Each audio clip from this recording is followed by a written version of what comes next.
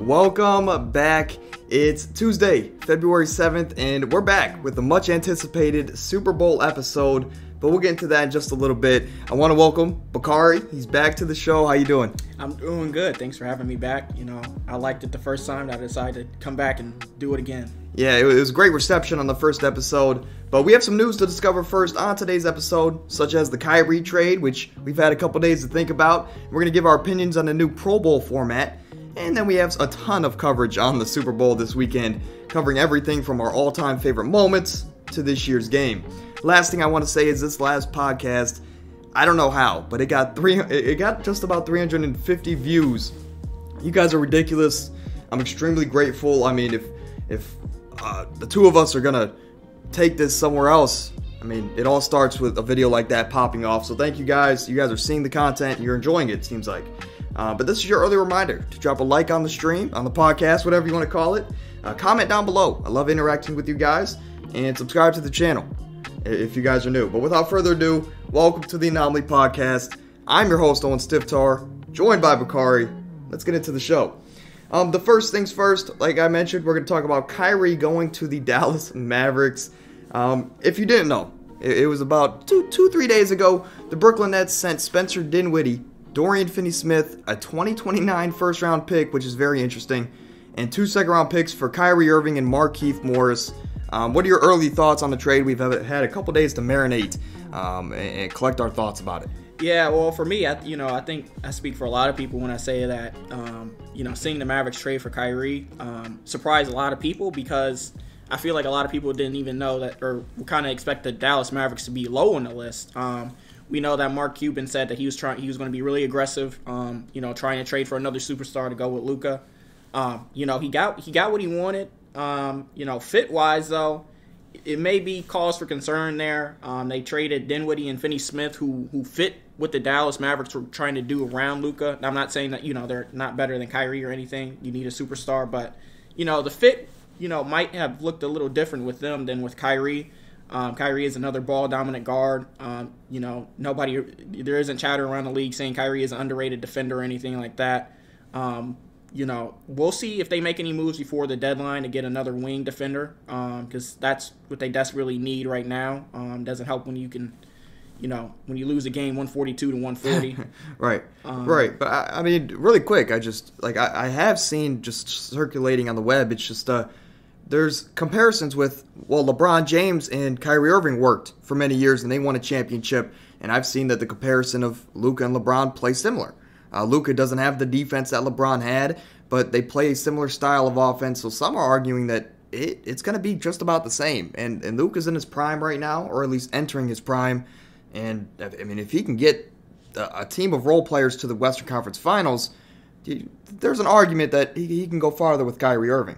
I'm open to both sides of the argument. I think my only thing when comparing LeBron and Luka playing with Kyrie is that you got to remember LeBron did go to Miami to learn how to play with other stars. He went and played with Wade and Chris Bosh and a team full of great role players where, this is the second best player that Luka has played with in his career. You're not going to count an old Dirk, and you're not going to, the Kristaps Porzingis experiment. It didn't really work. So this will be Luka. He has half a season to learn how to play with another superstar. A lot can happen in half a season. It could, really work out well, or, it may take just a half a season just to get each other familiar with the game. So, yeah, I guess we'll see. Yeah, I mean, just really quick, I don't like that the Mavericks gave away Dorian Finney-Smith. They already lacked defense on the perimeter. Dorian Finney-Smith was really that guy to guard the other team's top player. Not that he's a shutdown, lockdown defender, but he's definitely underrated. The craziest thing for me is Kyrie. We know he's very unpredictable. He said multiple times that he's going to stay in one place, and then he requests a trade just a year or two later.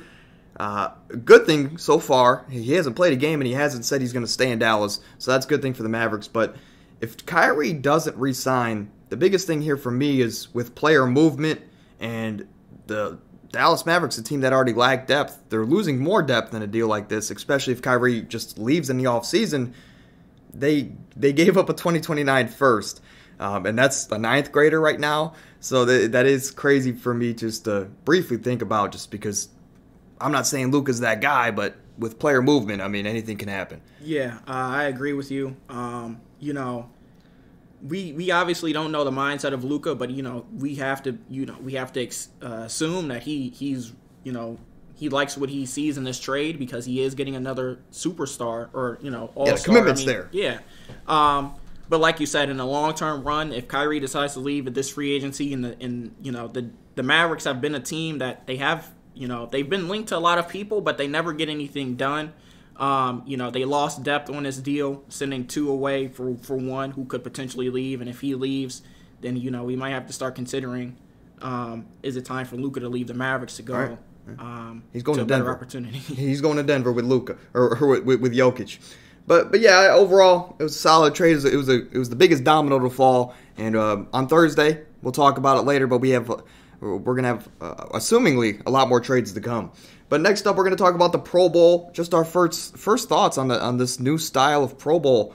In my opinion, it's fun. As I mentioned last Thursday, I think we forget why the Pro Bowl is there. It's not to get players hurt, and it's not for our entertainment. It's just to celebrate the great players that we have in the game. Yeah, I agree with you. I think the old setup of the Pro Bowl, I think players, they enjoyed being there, but they didn't necessarily want to participate because they kind of felt like, something could happen to me. It can mess up my money, it can mess up, my future, my career. Yeah. And, I think in all major sports, the goal is to have an all-star game where the players enjoy what they're doing. You could even see it in the NBA once they took a step forward with, competitiveness, adding new rules to it. The players have kind of, they've more enjoyed, the aggressiveness of the game. Yes. And the commitment to it. And, with this Pro Bowl, they may not be tackling, but, they're out there enjoying each other's company, having fun. Flag football, mini games. I'm sure this is tackling, exactly what they want. Right. I was just going to say tackling except for Jalen Ramsey. On your screen now, you see the only tackle that was made at Pro Bowl weekend. And besides that hit, though, I mean, again, it's just a weekend for them to enjoy themselves, celebrate what they did all season. And especially, I mean, I just thought about with all the concussions and injuries the NFL had this season with Tua and DeMar Hamlin, I couldn't imagine if they had an injury in a Pro Bowl weekend, a weekend that's really not supposed to be too dangerous for the players. Yeah. But next up, we're gonna get to our Super Bowl coverage for the day. First things first, not necessarily the game this Sunday, but throughout 57 years, for me, we've been watching for about a decade now the Super Bowls. What is your favorite Super Bowl moment? Or here, let's scratch that. What is your earliest Super Bowl moment? And then what is your favorite Super Bowl moment? My earliest Super Bowl moment was 49ers Baltimore, the lights going out at halftime. I remember this vividly because at that point in time, my parents would not let me stay up past a certain time, so I had to sneak behind the couch to try and listen and hear what was going on during the Super Bowl. I mean, when you're a young kid and you hear that the lights went off, you're kind of in awe because you're like, wow, is this some type of halftime presentation? But it wasn't. I know now that it was a good game that happened, the rest of the game, but when you're that young, you're really just kind of taking it all in. About anything. When you look on paper, Super Bowl headliner of a matchup, Joe Flacco versus Colin Kaepernick. At the time, people thought Kaepernick was next up, but yeah. We figured out soon that wasn't the case. My earliest memory, before we get to our favorites, is Super Bowl 11. I believe at that time I was 8 or 9 years old, and I had actually a birthday party to go to that day. I remember my dad came and picked me up, and we got home at halftime, so I didn't even see the first half of the game. The second half, I got to saw the surprise onside kick that the Saints pulled off, which is a memory that will always stick with me, and that game ultimately is a big reason why Drew Brees is my favorite player of all time. But then what is your favorite moment? I mean, we have a lot of honorable mentions, starting in Super Bowl I when Max McGee, he scored the first ever Super Bowl touchdown, fun fact of the day. But you have other favorite moments like the Patriots 28-3 comeback, the Philly special, the David Tyree, or the Mario Manningham catch for the Giants. You have the Malcolm Butler catch the pick where Seattle should have ran the ball. Yeah. You have Brady winning his 7th after leaving New England, and people thought he was done. You have the 1 yard short with Kevin Dyson with the Titans and Rams Super Bowl. You have Leon Lett, all his Super Bowl fails. He fumbled 2 or 3 times in the Super Bowl. And also, for Steelers fans out there, you have your Santonio Holmes catch. You have your James Harrison pick 6. There's a lot of great Super Bowl moments throughout history, and that's what the game's really about. Yeah. We hope not to see that Super Bowl where the Seahawks blew out the Denver Broncos by like 40. We like to see these good games and these memorable moments. So throughout history and throughout your time of watching, whether it could be if you watched it live or just highlights here and there, what is your favorite Super Bowl moment?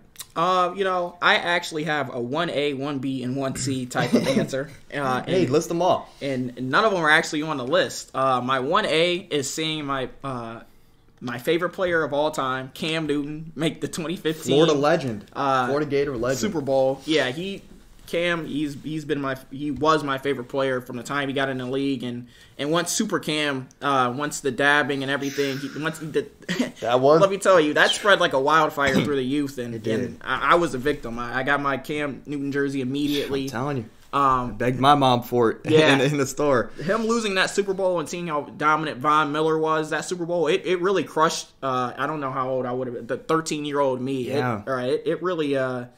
It really took me out. I was hurt for some days, and especially when he didn't dive on the fumble and then didn't answer questions after the game and had to explain himself, and everybody was questioning his character.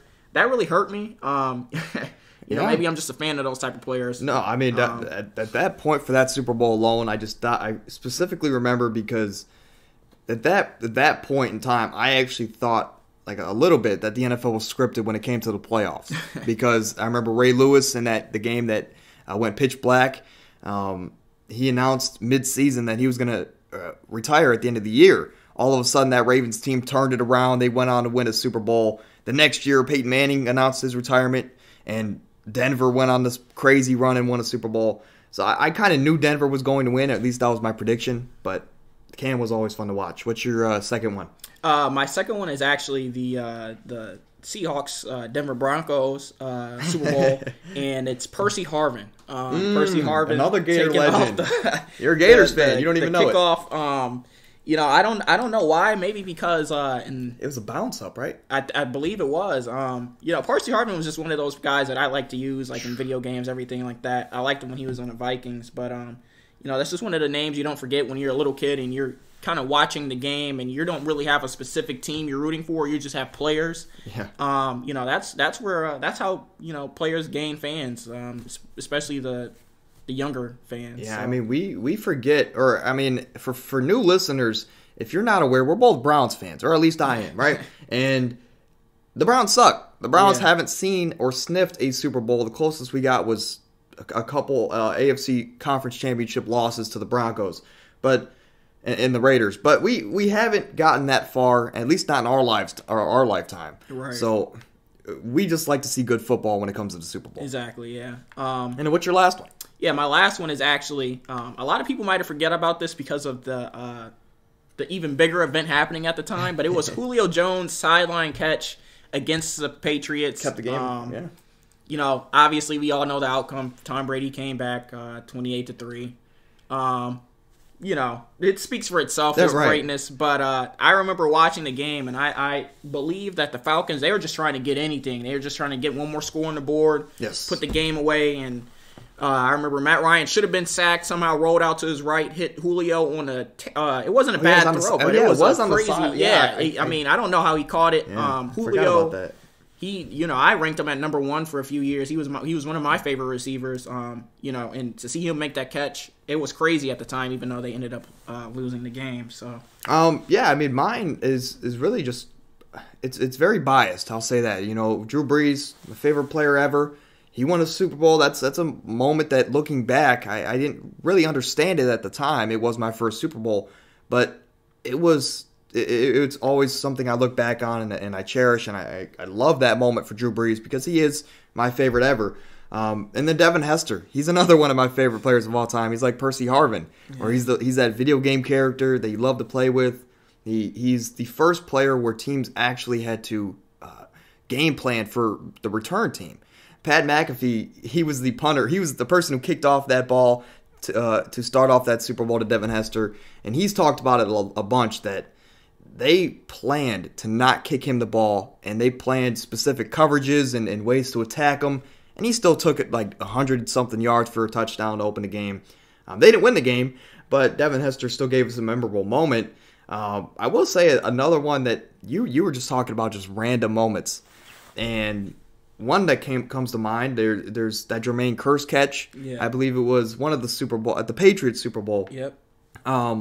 But one of the weird ones. This has nothing to do with the outcome of any game really, but it was the Giants and Patriots in 2012. I don't know if you guys remember Brandon Jacobs, but if you do, you do. He's power back. He's fun to watch. Late in the game, they were trying to clock the Patriots out. They were trying to just run the clock out and win the game. They handed him the ball, and he ran up the middle, and he got the first down, but he wasn't trying to score. But he fell into the end zone. It was just one of those things that was funny because as a fan, you knew he was not trying to score a touchdown, but he ended up falling in. I think Gurley did that a lot, years and years later. But I mean, yeah, just the Super Bowl it's one of the best moments. I'm looking for give me a random player in this Sunday's game that you think will make a memorable play, random offense or defense. It doesn't have to be random. It could be a Jalen Hurts 99-yard run. I'd say somebody like Miles Sanders just has a halfback draw up the middle for like 76 yards randomly. I don't know why I'm feeling that, but sometimes it'll be those random plays that win the game. Exactly. But moving over to our breakdown, stick with me. I'm gonna throw a lot of numbers at you, but stick with me. But this game's going to be headlined by Andy Reid. As you guys know, he coached the Eagles from 1999 to 2012, all the way from Donovan McNabb to Michael Vick. He was there for a very long time. And now he's with Kansas City. He's had a lot of success with Kansas City, and this is his second, or he has a chance to win his second Super Bowl with Kansas City. But starting with Kansas City in this matchup, we're just going to break down their side first, then we'll move over to the Eagles. Kansas City's making their 5th Super Bowl appearance all time, and it's going to be their 3rd in the last 4 seasons. Pat Mahomes, as we know, he's going to be playing through a high ankle sprain, which is something we're going to have to keep an eye out for. Travis Kelce, he's another one of the superstars for the Kansas City offense. He's been playing through back spasms this whole entire playoff stretch, but good news, both of those guys should be healthy and ready to go after having 2 weeks of rest for this game on Sunday. But let's also not forget the defense for the Chiefs. They have Chris Jones, their top 10 run defense, and he's coming off of his best playoff game in history for him in his career. But on the flip side, when we talk about Philadelphia, they started this year 11-0, surprisingly lost to Washington, of all teams. But they're making their 4th Super Bowl appearance in franchise history, and in this playoffs alone, this is where this game, I'm surprised that the Chiefs are favored. The Philadelphia Eagles have outscored their opponents 69-14 in their 2 playoff games this year. And now, under second-year coach, they have a chance to win their 2nd ever franchise Super Bowl in their history. But Jalen Hurts, he's the other quarterback in this matchup, and he's also had his fair share of injuries. He suffered a shoulder injury in Week 15, and he has looked back to his normal self in this playoff stretch. But we're going to have to see if, a hit here or a hit there, is it going to return to, or is it going to be a big question for the Eagles moving forward? But on their defense, you have Hassan Reddick. He has 4 sacks alone in this postseason, and he's going to lead that nasty pass rush that sent a NFL record with 70 sacks in the regular season. The question here, will the Eagles win their 2nd Super Bowl in 6 seasons, or will the Chiefs win the Reed Bowl? But go ahead. Yeah, sorry. So for the Eagles, we know they love to run the football. They average 208 yards rushing in their 2 playoff wins this year. But they'll be facing, like we just mentioned, Chris Jones and that top 10 rush defense. We've seen how crazy they've been all season long. Right. Let's see if they can come through for another one. With the Eagles offense, what else do we have to say? They have A.J. Brown, Devontae Smith, Dallas Goedert, Jalen Hurts. They have a really dynamic offense, and they had a +8 turnover differential in the regular season, +4 in the playoffs. So they take care of the ball. They also get takeaways, yes. And they teach you that in elementary. That's a key to winning any game. For the Chiefs, Mahomes' ankle, it's been in question, but, last week he still had 300-plus yards and 2 touchdowns. Had a, 10-yard scramble with the flag, got them the game-winning field goal. So, we've seen him do it even when he's hurt. He joins Tom Brady as the only QBs with 3 Super Bowl appearances in 6 seasons. That's an impressive feat itself. The key for the Chiefs is if they can give Mahomes enough time in the pocket, and if someone else other than Travis Kelce can step up in the passing game, then they'll be well off. They'll have just as good of a chance as anybody would give them. Right. I mean, especially in my opinion, Mahomes is the best player in the world, and 80% of Mahomes is probably better than 90% of the quarterbacks in the league. Yeah. But just some quick notes here that I wanted to throw out. It's going to be the first Super Bowl in NFL history to feature 2 black starting quarterbacks. The NFL MVP, which both of these quarterbacks, Jalen Hurts and Pat Mahomes, are in the running for. The NFL MVP hasn't won a Super Bowl since 1999, so that's going to be something to look out for. I believe the NFL honors, they announce it in the next couple of days, so we'll have to see which Super Bowl is going to have the edge. Yeah, and so, another interesting stat is that the team to lose a coin toss has lost the Super Bowl every single year since 2013. Which is crazy. 2013 doesn't seem that long ago, but guess what? It's 10 years ago. So, and then another interesting fact is the team that doesn't wear white in the Super Bowl all time, they're 20-36. But good news for the Eagles is they wore green 2017. Philly special happened and they won the Super Bowl. So, let's see if it can happen this year. All right. And that's really all we have. This is the main portion of today's show. We're just going to sit here. We're going to throw stuff back at back and forth, and we're going to give you guys our predictions on the Super Bowl for this Sunday. To start it off, I'm going to say I believe right now Kansas City is a 1.5 favorite in Vegas. Kansas City is the high explosive offense. They're playing. I will say though, even though Kansas City has the experience, they have the experience with coaching and the players, I think they're a little bit outmatched here. I think Philly's more a complete team.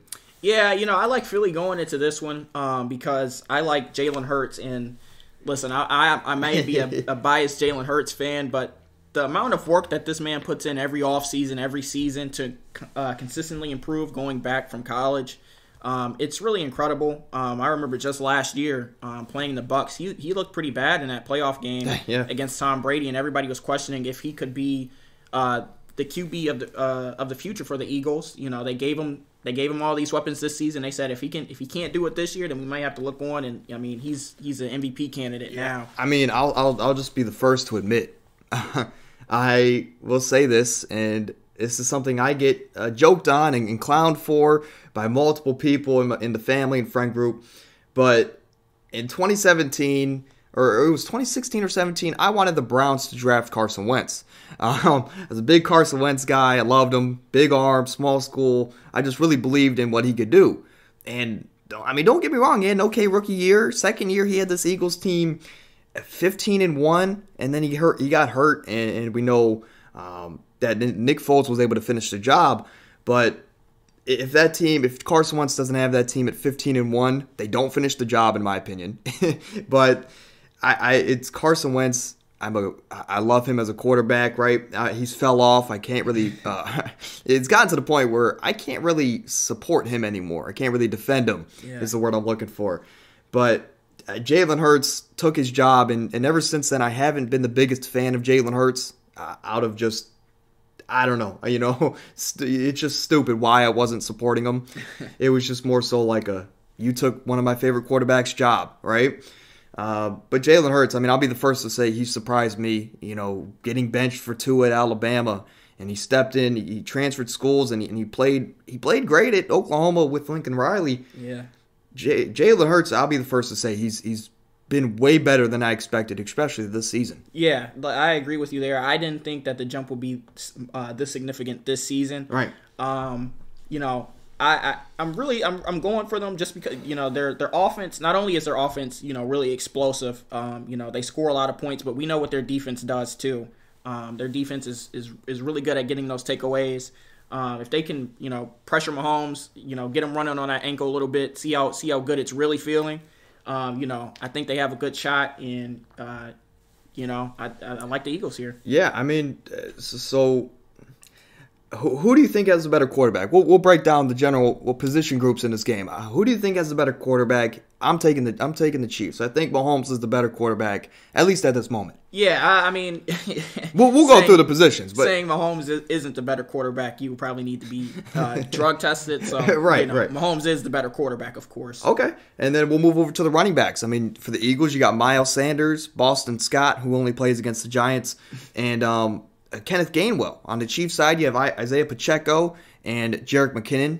I don't think Clyde Edwards is playing in this game, But so you have Jerick McKinnon and Isaiah Pacheco on one side, Miles Sanders, Gainwell, and Boston Scott on the other. Who's got the better running back group? I'm going to go with the Eagles just because of how they utilize their running backs. I think the Chiefs they run the ball, but with the Eagles they have that dual threat. Is Jalen Hurts going to run it, or is Boston Scott going to run it? Is Miles Sanders going to come out and get a little slip screen? Is Kenneth Gainwell going to run it? So I think they utilize their backs better to suit their abilities. Yeah, I think I'd have to agree. I will say that I think Pacheco's probably the best overall running back out of those five. That might be a hot take with Miles Sanders fans, but I think there's a stat that always goes around that the Chiefs average like 6 yards a run. They just don't run the ball. It's that their passing game is so elite that teams will play back. They'll play backed off coverage, and the Chiefs are able to run the ball successfully. But I have to agree with you. I mean, with Mahomes' ankle especially, the lack of run game they already had, it's going to really put a lot of pressure on them to pass the ball. And I think that's really kind of what screwed them in that Buccaneers Super Bowl, because they had no threat of running, and the Bucs were able to just pressure Mahomes. But that's off topic. We'll get into that in just a sec. I do have to agree with you. I think Philly does have the better running back group. Pacheco is just the best in my opinion. Moving over to receivers, because fullbacks aren't people. On Philly's side, you got A.J. Brown, Devontae Smith, Quez Watkins. Now, I'm sure I'm forgetting somebody here. But on the Chiefs side, you got Juju, you got MVS, you got other guys. They utilize more tight ends, but this should be easy, but who do you think has the better receiving group? I'm going to take the underdog here, and no, I'm just kidding. I was going to say. The Eagles have the better wide receiver core. I mean, what more do you say? Devontae Smith is a Heisman Trophy winner. A.J. Brown, he's been really, really great. And, I think he's been better this season than a lot of people probably would have given him credit for before the season. Quez Watkins is that quality wide receiver 3, deep threat, But yeah, I mean, so I think that one's pretty self-explanatory, the receiver group. And I think even if we move towards tight ends, that's self-explanatory having Kelsey over Goddard. Yeah. But I will just ask this then. Including all of the weapons offensively, when you're including the running backs, receivers, and the tight end for each teams, who do you think has the better weapons? I'm not counting quarterback or O-line.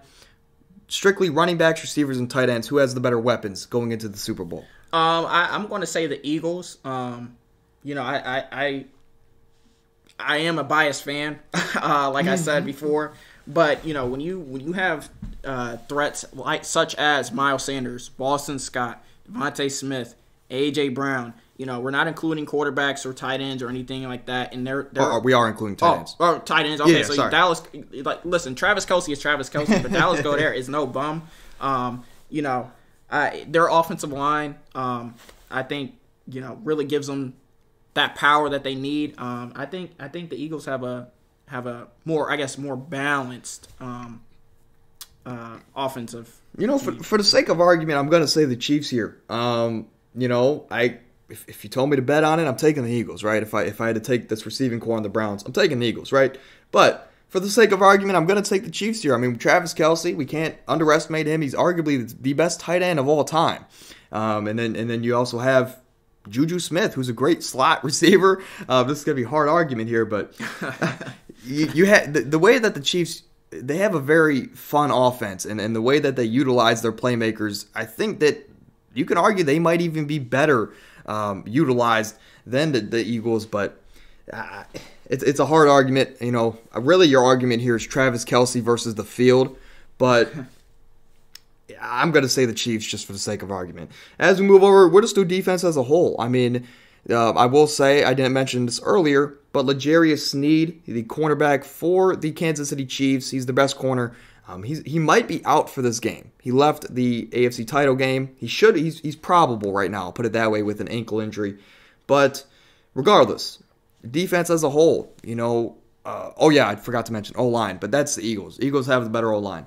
For defense, though, Eagles, they have the pass rush. They have probably, they have a decent cornerback room, some safety, some linebackers. On the Chiefs, you have the superstar power, I think, in Chris Jones.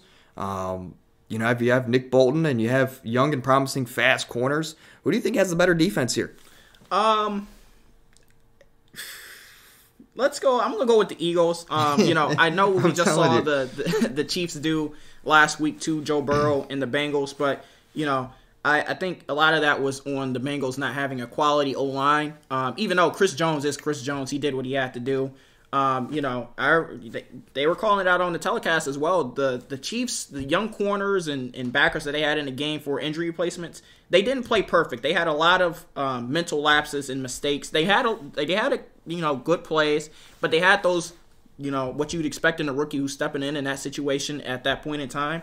They had some lapses and mistakes that I think that because of the time that Joe Burrow wasn't afforded, that the Eagles would be able to exploit that a little bit better this week if that same thing happens. I'm not saying it will, but I think that the Eagles' defense has been really consistent all year. We just saw what they did to the 49ers, even though they didn't have a quarterback. I could have stepped in there and gave a better right. But yeah. But yeah, the Eagles, like I mentioned earlier, they've outscored their playoff opponents 69-14. We're talking about the Niners here, who don't have an elite quarterback, but they were on a 15-game win streak at the time or something. Yeah. Like, they were on fire. I think it was 13, but they're on fire. They're one of the best teams in the league. The Giants were coming off of a great win against the Vikings, so they were coming in on a high. Both teams just didn't stand a chance against the Eagles. I think they have the better defense here. But to no one's surprise, I wanted to ask you those strictly for this reason. So to my calculations, the only position that we both really saw that the Eagles were not better at is the quarterback position. Yeah. and arguably that is the most important position, but the Eagles have the better running backs, receivers, receiving options, we'll say, now at the tight end. They have the better O-line, the better defense. Head coach, I would say, would be Andy Reid, but that's up for debate. Andy Reid. So, the head coach and the quarterback, arguably the two most important things on a team, go to the Chiefs. How much is that going to play a part in this game? We'll have to see, obviously. But with all that being said, with everything that we've said this episode, who do you have this weekend? I think we know where you're going. But give me, who do you think you're going with this weekend? And what's the final score? Or you could just say how much the Eagles win by. I think it's been pretty obvious which way I'm rooting for. I'm going for the Chiefs. I'm going for the Eagles. I know you just said that the Chiefs do have the quarterback and coach combination, which we've seen through NFL history has always been really deadly, depending on who you have in those two spots. But for Mahomes, I think it's easy to say, oh, the ankle's feeling fine now. The ankle might be feeling fine for 3.5 quarters, but if it's a grinded out 24-24 game late in the fourth quarter, and they really have to make something happen, we'll really see, if he's limping around or whatever. Like I said, I think that the Eagles so far this season, if it was some type of miracle run that they've been on this year, it would have burnt out. I think that they're legit for at least for this season. And like I said, I'm a fan of Jalen Hurts. A lot of people say with that type of playing style, you can't go far in the playoffs. As a scramble first QB, but like I said before, he's really dedicated in the offseason to get his passing to where his running ability is. And, like I said, like we were talking about the defense and the explosiveness of the offense, we're not even talking about the offensive line. I think that this goes to them. I'm going to say Eagles by 10. Okay. In all honesty, I mentioned it briefly earlier. What scares me most about this game and my pick for this game is when Tom Brady and the Chiefs met in the Super Bowl. The Chiefs, it was almost like everybody was on social media feeling bad for the Chiefs because Mahomes was running for his life every single play. Sure, they have a better O-line, but they're still going up against I mean, the D-line of the Philadelphia Eagles had 70 sacks in the regular season. They had the most sacks from a defense in NFL history throughout 18 games. And they're going up against a Chiefs O-line that's mid-tier at best. So that's going to be something to look out for, and it scares me because if the Chiefs pass rush can get going early, it's going to be scary for the Chiefs. But I am going to take the better quarterback. Even though all the odds are pretty much stacked against this Chiefs team, they have the experience, they have the better head coach, they have the better quarterback, probably the best player in the league. But I think this is also, there's going to be more motivation, I think, for the Chiefs here because for Mahomes personally, if he wants to get in that GOAT conversation with Tom Brady and even Peyton Manning, he's going to have to win this one. You're going to have to start winning Super Bowls because you can't expect to win as much as Brady did for that long of a time. Yeah. Because Brady was going to 3 Super Bowls straight. Then he was going to from 2012 on. He went to 5 more. So you can't win. You can't expect everything to work in your favor that much. You need to win this Super Bowl here. You need to win as much as possible, right? But you need to win this Super Bowl to start the argument for the greatest of all time. Yeah. But give me the Chiefs. Give me the Chiefs by. If the Chiefs are going to win this game, because I don't think the Eagles are frauds, it's going to have to be a close game. Give me Chiefs on a late game field goal or late game touchdown, 27-24. Okay. But that's going to do it for today's show. Hopefully you guys enjoyed. Again, I want to say thank you for all the support as of late. It means a lot, but if you've made it this far, you've obviously been able to put up with us too. You obviously, are able to listen to us for long periods of time. So support us down below if you liked what you heard. Hit the subscribe button as we continue to grow this channel. Thanks for coming out.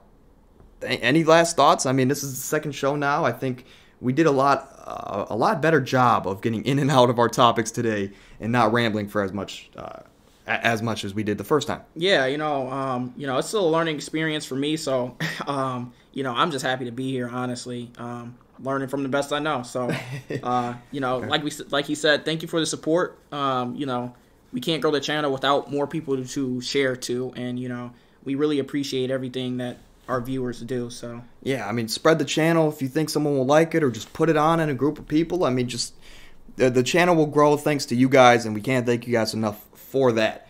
But we'll be back Thursday, 1:30, 2 o'clock. We'll let you guys know over on the Instagram page. But as some of you guys know, Thursday is the NBA trade deadline. The biggest domino has fallen, at least we think, of Kyrie Irving. But we're still going to have a lot of deals done. I'm sure the Lakers will be busy at some sort, trying to get something done. But we're going to be back Thursday with the NBA trade deadline. We're going to be live, hopefully. If not, we'll be recording it and we'll upload it after. But we'll let you guys know over on Instagram. But until then, any last thoughts? I mean, anything until Thursday? All-time scoring record. Look out tonight for LeBron James. Yes, forgot to mention that. 36 points away. I think he's going to go for 39. When is the trade deadline? Is that the 9th? The trade deadline is It's the Thursday. It's this Thursday. It's the 9th. Yep, it is the 9th. LeBron plays the Bucks this Thursday, which we're all expecting him to break the record then. So Thursday is actually going to be a really eventful day. Until then, though, stay happy, stay healthy. We'll see you guys Thursday at 1:30 for the NBA trade deadline.